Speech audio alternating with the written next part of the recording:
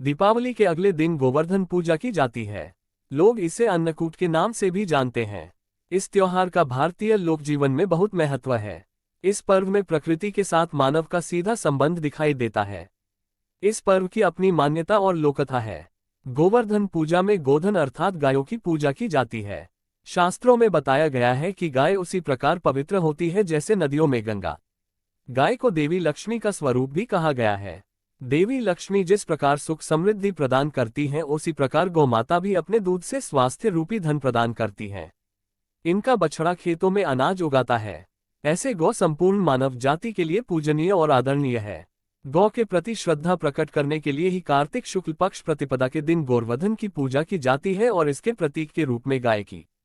जब कृष्ण ने ब्रजवासियों को मूसलधार वर्षा से बचाने के लिए 7 दिन तक गोवर्धन पर्वत को अपनी सबसे छोटी उंगली पर उठाकर रखा और गोपिकाएं उसकी छाया में सुखपूर्वक रहे।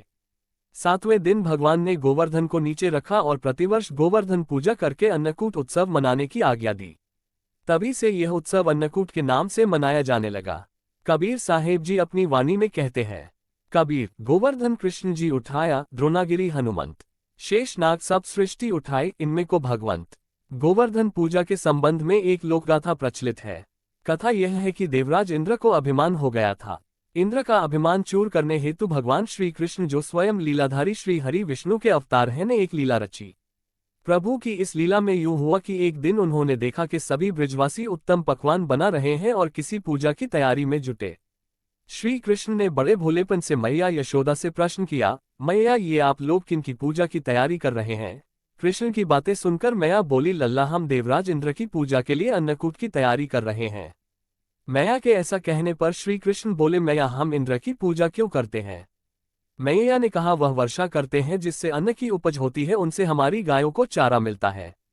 भगवान श्री कृष्ण बोले, हमें तो गोवर्धन पर्वत की पूजा करनी चाहिए क्योंकि हमारी गायें वहीं चरती हैं। इस दृष्टि से गोवर्धन पर्वत ही पूजनीय है और इंद्र तो कभी दर्शन भी नहीं देते, वह पूजा न करने पर क्रोधित भी होते हैं, अतः ऐसे अहंकारी की पूजा नहीं करनी चाहिए।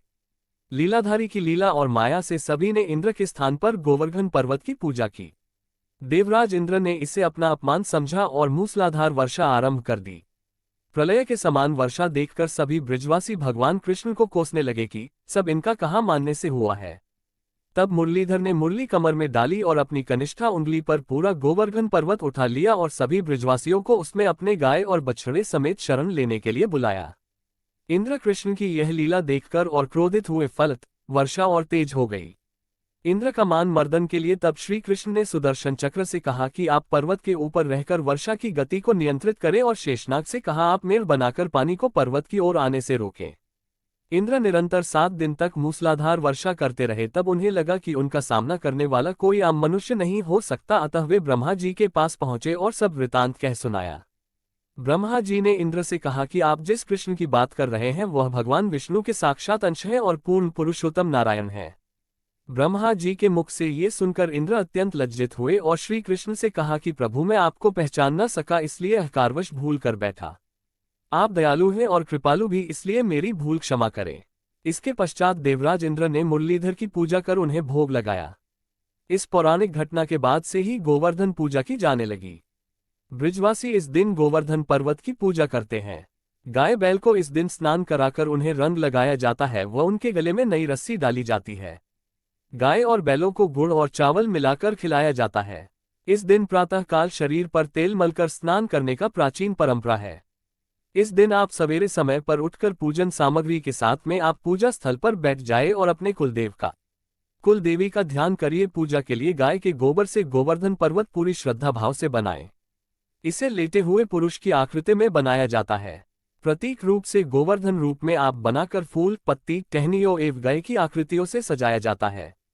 गोवर्धन की आकृति बनाकर उनके मध्य में भगवान श्री कृष्ण की मूर्ति रखी जाती है। नाभि के स्थान पर एक कटोरी जितना गड्ढा बना लिया जाता है और वहां एक कटोरी व मिट्टी का दीपक रखा जाता है। फिर इसमें दूध, दही, गंगाजल, मधु और बतासे इत्यादि डालकर पूजा की जाती है और फिर इसे प्रसाद के रूप में बांटा जाता है।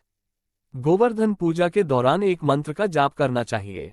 कुछ स्थानों पर गोवर्धन पूजा के साथ ही गायों को स्नान कराने की, उन्हें सिंदूर इत्यादि पुष्पमालाओं से सजाए जाने की परंपरा भी है। इस दिन गाय का पूजन भी किया जाता है, तो यदि आप गाय को स्नान कराकर उसे सजा सकते हैं या उसका श्रृंगार कर सकते हैं तो कोशिश करिए कि गाय का श्रृंगार करें और उसके सींग पर घी लगाए गुड़ खिलाएं। गाय की पूजा के बाद में एक मंत्र का उच्चारण किया जाता है, जिससे लक्ष्मी जी प्रसन्न होती हैं और आपके घर में कभी धन की कमी नहीं रहती है। फल, मिठाई इत्यादि आप पूजा के दौरान गोवर्धन में अर्पित करिए। गन्ना चढ़ाए है और एक कटोरी दही नाभि स्थान में डालकर झरनी में से छिड़कते हैं। गोवर्धन जो बनाया जाता है गोबर का, उसमें दही डालकर उसको झरनी से छानिए और फिर गोवर्धन के गीत गाते हुए गोवर्धन की 7 बार परिक्रमा की जाती है। परिक्रमा के समय एक व्यक्ति हाथ में जल का लोटा व दूसरा व्यक्ति अन्न यानी कि जौ लेकर चलते हैं और जल वाला व्यक्ति जल की धारा को धरती पर गिराते हुआ चलता है और दूसरा अन्न यानी कि जौ बोते हुए परिक्रमा पूरी करते हैं।